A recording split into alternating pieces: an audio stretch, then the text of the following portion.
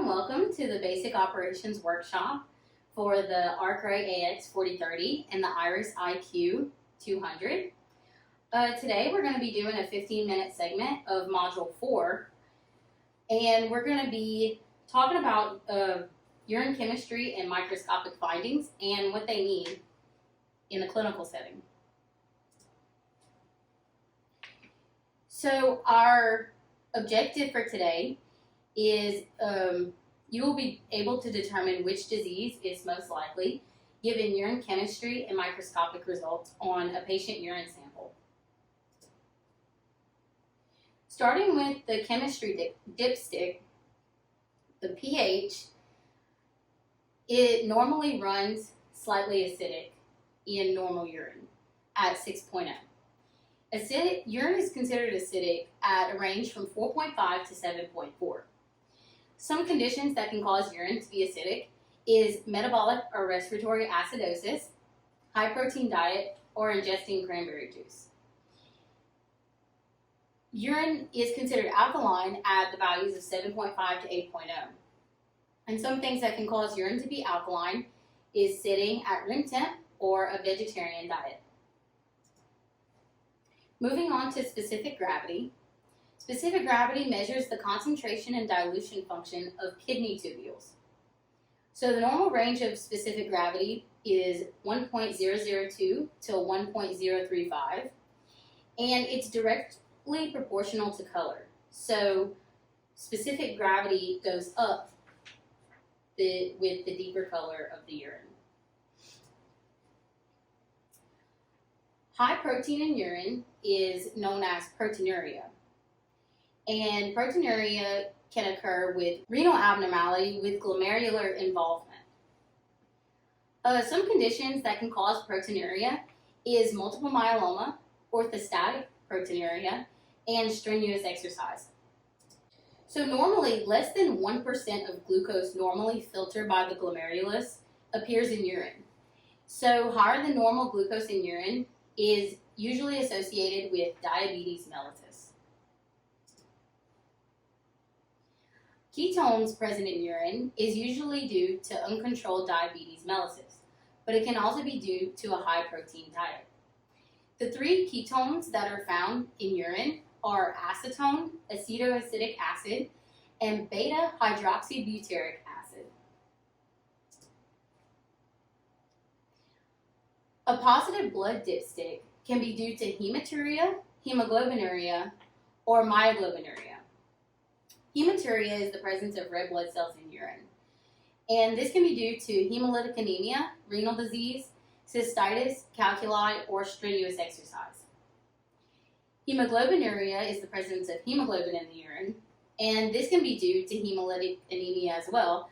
Incompatible blood transfusions are also strenuous exercise. Myoglobinuria is the presence of myoglobin in the urine, and it can be due to muscle destruction. So there can be false negatives for the blood on the urine dipstick if there's ascorbic acid, which is also known as vitamin C. A positive nitrite most likely indicates the presence of a significant amount of bacteria. These bacteria are usually gram-negative rods, like E. coli, and they're more likely to give a positive nitrite because they can reduce nitrates to nitrites.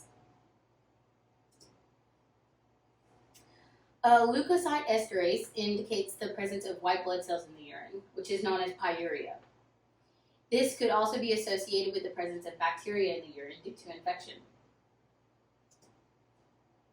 Moving on to our urine microscopic exam, first we have red blood cells. Red blood cells in the urine is likely due to glomerular damage or menstrual contamination. Some other causes of red blood cells in the urine would be kidney trauma, upper or lower UTI, or physical stress. Here we have a picture of what red blood cells look on the IQ-200 monitor versus here's what they can look like in a regular urine microscopic exam. White blood cells in the urine usually indicates inflammation called glomerulonephritis or an infection. The white blood cells that are present in the urine are usually granulocytes. so like neutrophils. So here we have the picture of the white blood cells on the IQ200 monitor versus the white blood cells in a typical urine microscopic. Of the 3 different types of epithelial cells, the main epithelial cell that can be associated with a pathological disease are renal tubular epithelial cells. So here you can see the comparison between squamous, transitional, and renal cells. And renal cells are usually smaller and they have a large round or oval nucleus. And that's how you can tell the difference. There are various casts that can be found in the urine. Hyaline casts are most commonly found in the urine, and they're not associated with any particular disease process. Red blood cell casts usually indicate glomerulonephritis or intrinsic renal disease. White blood cell casts indicate acute pyelonephritis due to inflammation of the kidney. Waxy casts are seen in chronic renal disease and are normally called renal failure casts. Granular casts are just the disintegration of cellular casts.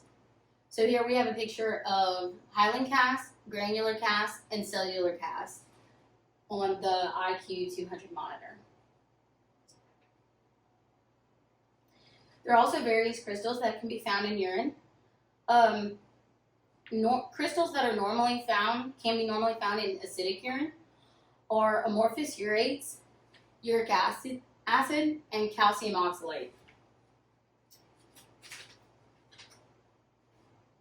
Crystals that can normally be found in alkaline urine include amorphous phosphates, triple phosphate, ammonium biurate, and calcium carbonate. There are various abnormal crystals that can be found in urine, and they're usually due to metabolic disorders, usually metabolic disorders of the liver, or they can be drug metabolites. And here I have a list of the various abnormal crystals that can be found in urine. When bacteria are seen in urine, they're usually, like mentioned previously, rod-shaped bacilli. It's the most common. And it usually indicates an infection of the urinary tract, a UTI, or contamination.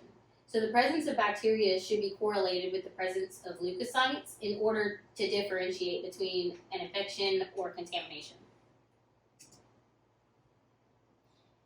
And the presence of yeast usually indicates a vaginal yeast infection. And here I have some pictures of yeast from the IQ200 monitor. Here's budding yeast, and that's yeast with pseudohyphae, which can both be found in urine.